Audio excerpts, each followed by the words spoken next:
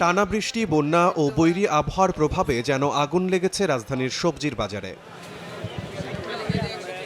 সপ্তাহ ব্যবধানে বেশিরভাগ সবজির দাম কেজিতে 40 থেকে 60 টাকা পর্যন্ত বেড়েছে। এতে সাধারণ ক্রেতারা বাড়তি খরচের চাপে পড়লেও বিক্রেতাদের সোজাসাপটা উত্তর, বৃষ্টিতে কমেছে সরবরাহ। আমি 20 মিনিট ধরে ব্যাগ নিয়ে ঘুরতাছি, দাম শুনে খালি পিছিয়ে যায়, মানে কিনবো সে সাহসটা আমি পাচ্ছি না। যেখানে সবজি এখানে বৃষ্টি হয়েছে, বৃষ্টির কারণে নষ্ট হয়ে গেছে অনেক সবজি। অতিরিক্ত পানি হওয়ার কারণে সবজি আনা যাচ্ছে না বা এগুলো পানি ভর্তি হয়ে গেছে, এই জন্য দাম বাড়তি। সাপ্তাহিক ছুটির দিন রাজধানীর কারওয়ান বাজারে কাঁচামরিচ বিক্রি হচ্ছে 120 থেকে 160 টাকা কেজি, শসা 200, গাজর 160 আর বেগুন ছাড়িয়েছে 120 টাকা। এছাড়া পটল, ঢেঁড়স ও কাঁকরোল 80 আর পেঁপের দর ঠেকেছে 40 টাকা প্রতি কেজিতে।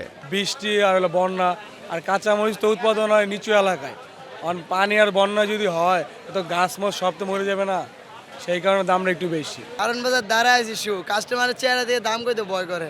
1 কেজি শসা 200 টাকা, তারপরে 1 কেজি টমেটো 160 টাকা, 1 কেজি বেগুন 120 টাকা, বটবটি 1 কেজি 200 টাকা, একটা লাউ 80 টাকা। শুধু সবজিই নয়, চড়েছে মধ্যবিত্তের আমিষের চাহিদা মেটানো ডিমের দামও। সপ্তাহ ব্যবধানে 10 টাকা বেড়ে প্রতি ডজন লাল ডিম বিক্রি হচ্ছে 135 আর সাদা ডিম 120 টাকায়। এই সপ্তাহে একটু বেশি আছে, কারণ আপনার গেছে শুক্রবার আমরা ডিম বিক্রি করছি লালটা 120 টাকা, সাদাটা 110 টাকা। ঊর্ধ্বমুখী মাছের বাজারও প্রতি কেজি রুই মাছ কিনতে গুনতে হচ্ছে 360 থেকে 380 টাকা। এছাড়া কাতলা 320 থেকে 350, তেলাপিয়া 250 থেকে 260 এবং পাঙ্গাস ও কই মাছ বিক্রি হচ্ছে 180 থেকে 200 টাকা কেজি দরে। বর্ষা, এই জন্য মাছ ধরতে পারে নাই, আসে নাই, দাম অনেক বেশি।